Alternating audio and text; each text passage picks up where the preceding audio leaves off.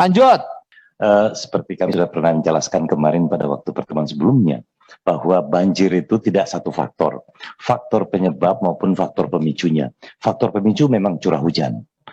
Memang beberapa daerah curah hujannya melebihi daripada kapasitas daya tampung daripada daerah tangkapan banjir. Yang kedua adalah terkait dengan kondisi daripada panjang sungai maupun kondisi fitur alaminya. Ada dekat, ada yang jauh. Seperti kalau yang kejadian Kalimantan Barat, lebih kurang sungainya itu hampir 1000 kilometer jaraknya. Sehingga di sana hujan sudah banjir, di sini baru jadi. Kami baru kemarin beberapa hari yang lalu pulang dari Sintang, memperhatikan tentang kondisi itu. Kemudian yang ketiga, adalah pengaruh daripada pemanfaatan atau pengelolaan daripada lahan itu sendiri.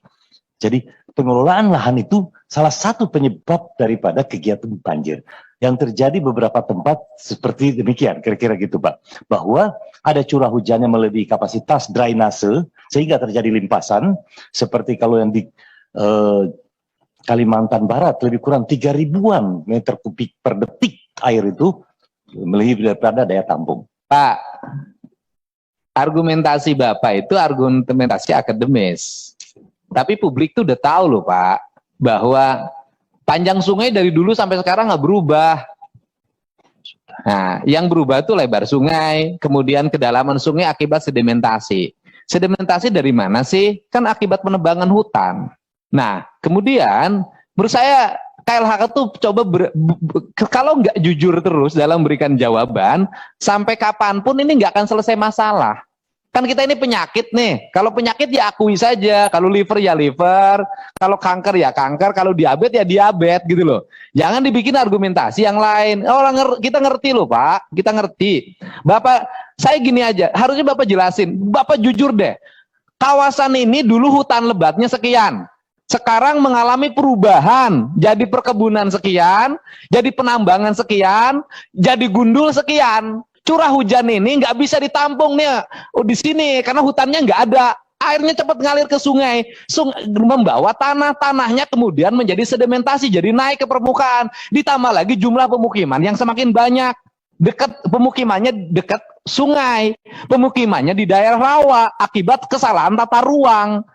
Sampai kapanpun gini dikasih jawaban begini nggak akan kelar. Menurut saya jawab secara jujur. Kalau memang terjadi pengurangan jumlah hutan yang berdampak pada gitu loh, curah hujan yang bisa tidak tertampung lagi oleh kawasan hutan, airnya cepat mengalir ke daerah yang lebih rendah. Berapa kawasan yang mengalami penurunan? Berapa kawasan yang mengalami perubahan? Berapa kawasan yang kemudian mengalami perubahan menjadi penambangan? Solusinya ke depan apa? Solusinya misalnya kawasan hutannya harus dipertahankan, mana lagi yang izin juga harus diperketat, dibuat regulasi, dibuat nota ke Menteri ATR, tata ruangnya dibenahin. Ini negara harus benar.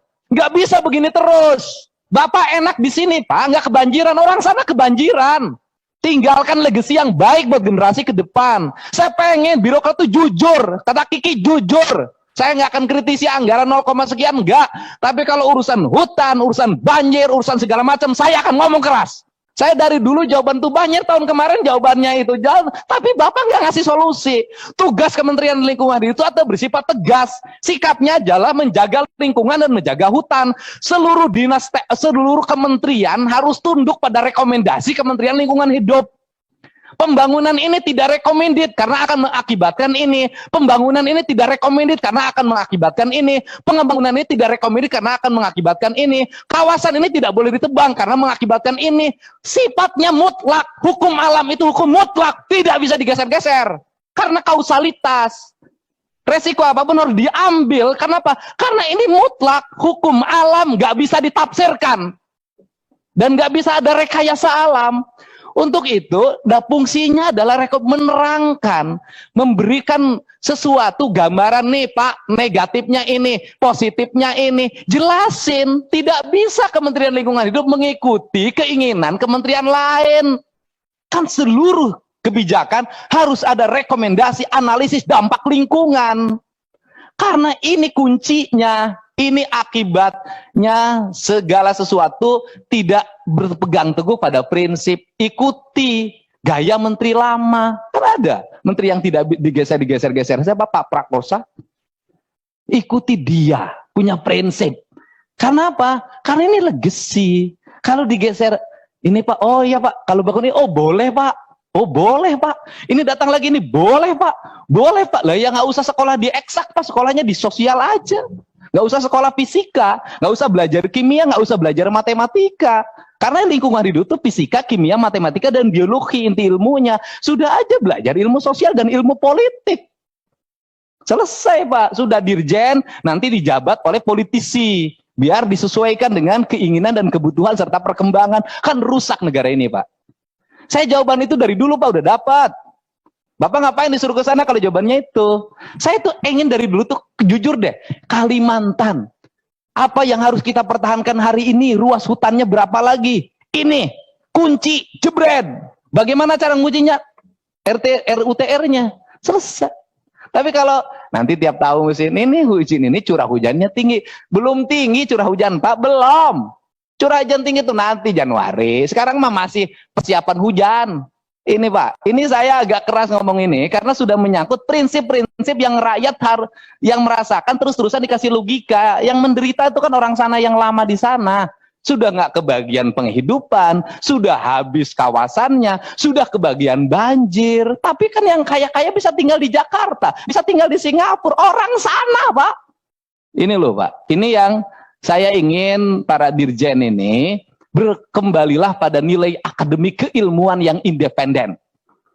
Dari independensi itu tetap harus disajikan. Persoalan nanti mau dipakai enggak, Bapak enggak berdosa Pak. Gitu loh. Fisika enggak boleh mengikuti keinginan sosial, enggak boleh. Enggak boleh. Makanya harus netral fisika itu. Bayangin kalau matematika 4 tambah 4 berapa? Ya nanti kita pikirkan Kak, gimana caranya jadi 9. Kan susah, rusak.